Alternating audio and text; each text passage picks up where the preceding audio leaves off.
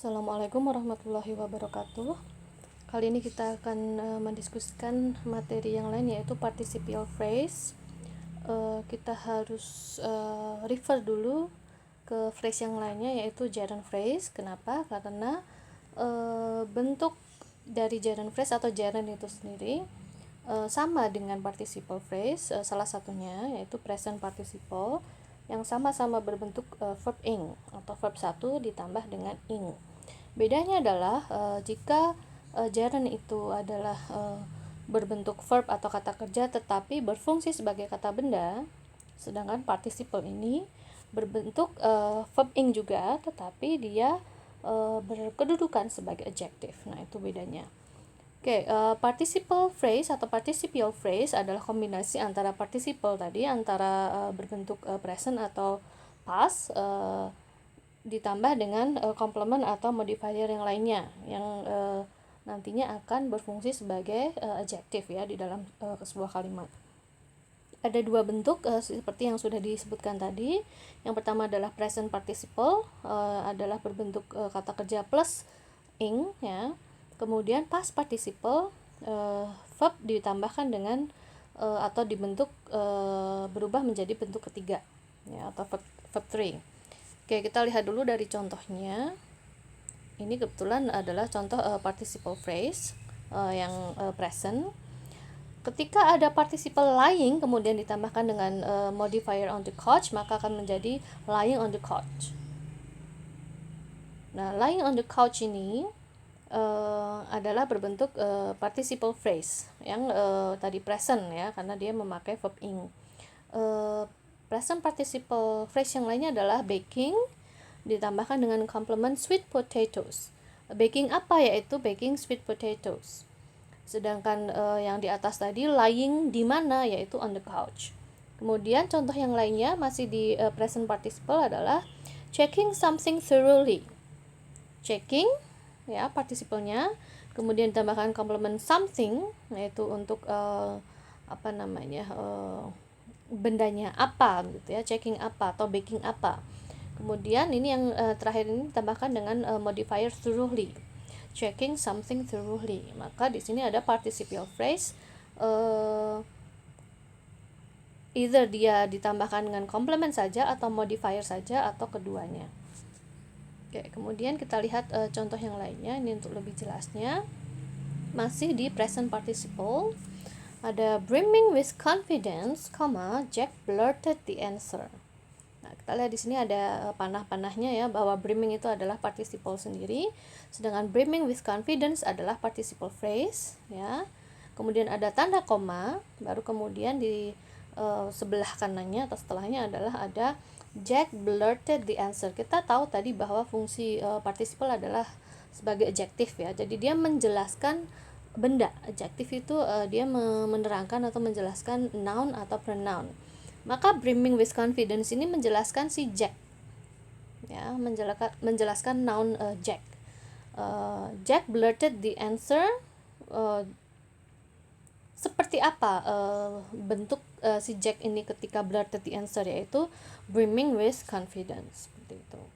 Maka present participle phrase brimming with confidence itu menjelaskan atau modifies si Jack ini. Kemudian kita lihat lebih jelasnya lagi. Yang pertama ini adalah present participle lagi. Kita lihat di sini ada, kalau kalian perhatikan yang di font merah ini, maka kita lihat bahwa present participle phrase ini bisa ada di posisi manapun di dalam kalimat. Tetapi ingat, karena dia adjective ya, dia tidak mungkin berposisi atau berfungsi sebagai predicate. Yang pertama, nobody likes to talk with a man sitting on the rock alone. Ingat bahwa present participle atau participle itu dia sebagai adjective, maka dia menjelaskan sebuah noun. Maka sitting on the rock alone ini menjelaskan si man ya, modifies man ini seperti apa gitu, yaitu man yang sitting on the rock alone. Kemudian contoh kedua, looking at the picture of his mother, Max started smiling. Present participle phrase looking at the picture of his mother ini menjelaskan atau memodify si Max. Ya, Max yang apa, yaitu ketika dia looking at the picture of his mother.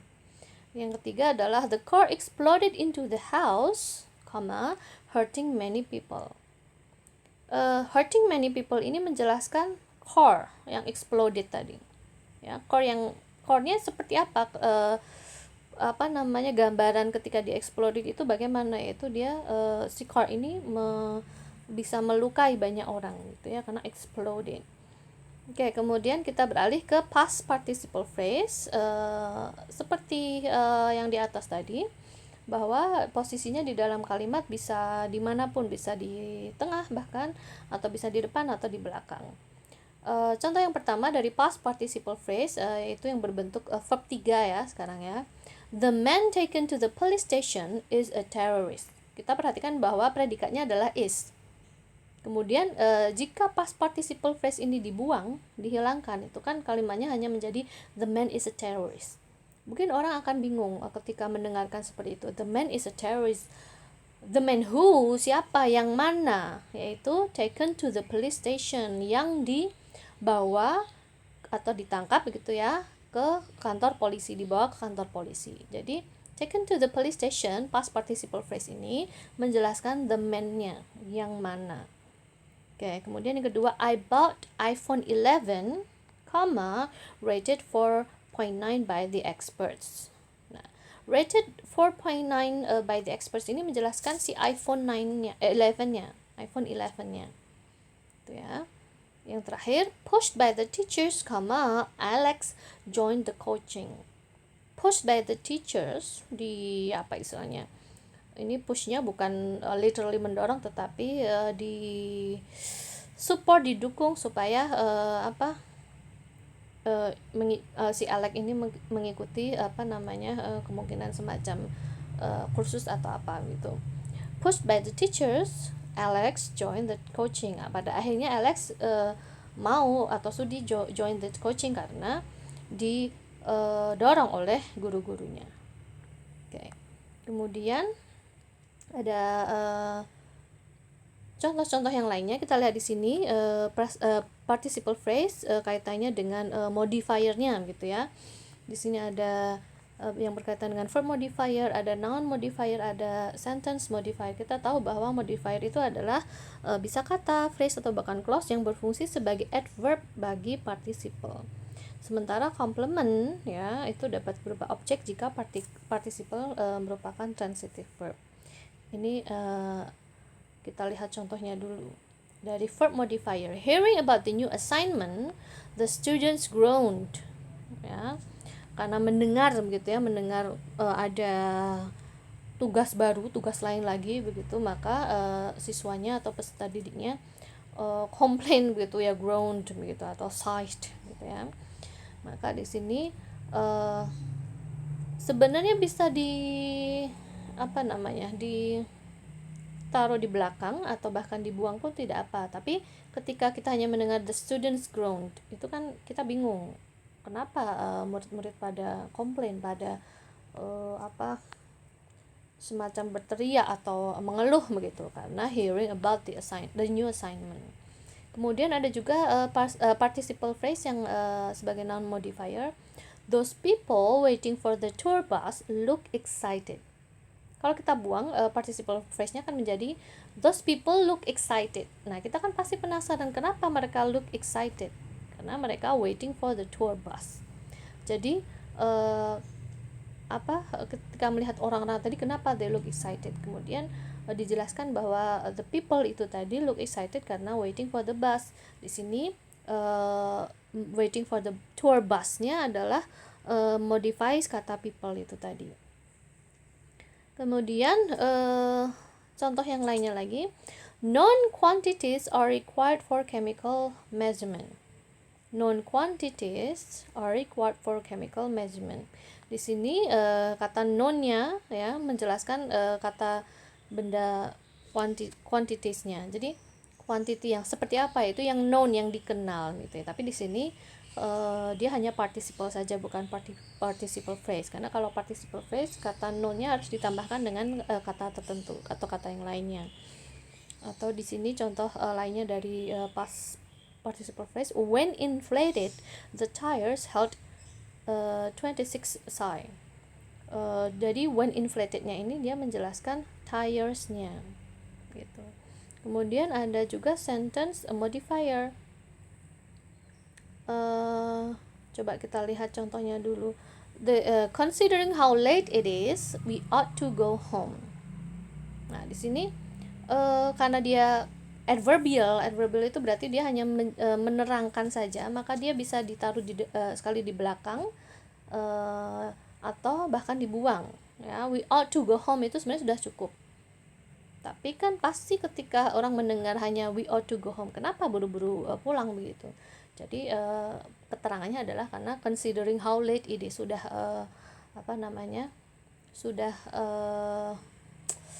sudah malam atau sudah terlampau larut begitu waktunya. Kemudian ini kita harus bisa identify fungsi-fungsi dari participle phrase. Kita lihat di sini contohnya, turning into the parking lot, the girl could see that lines were already forming. Maka participle phrase turning into the parking lot ini adalah dia sifatnya tadi adverbial. Jadi kalau adverbial itu dia sebenarnya bisa dibuang, bisa dihilangkan gitu ya. Tapi untuk menerangkan lebih lanjut, lebih detail, maka bisa ditambahkan di depan atau di belakang. Dan dia berbentuk present participle karena memakai bentuk verb ing turning. Kemudian di sini ada keterangannya lagi bahwa kita harus bisa bisa membedakan antara mana itu participle dan mana yang adjektif. Nah, padahal tadi di atas sudah jelaskan bahwa participle itu fungsinya adalah adjektif. But what is the difference? People waiting along the parade route hoped to see the prize winning float. Di sini predikatnya adalah kata hoped, ya. People waiting along the parade route itu adalah subjeknya, tapi kita lihat di sini subjeknya dia mempunyai unsur participle phrase, yaitu waiting along the parade route. Jadi waiting along the parade route, participle phrase ini dia menjelaskan people-nya. Sekali lagi kalau dihilangkan, people hope to see the prize winning float. People yang mana? Yaitu yang waiting along the parade route. Ya, jadi maka dia menjelaskan kata people-nya itu tadi.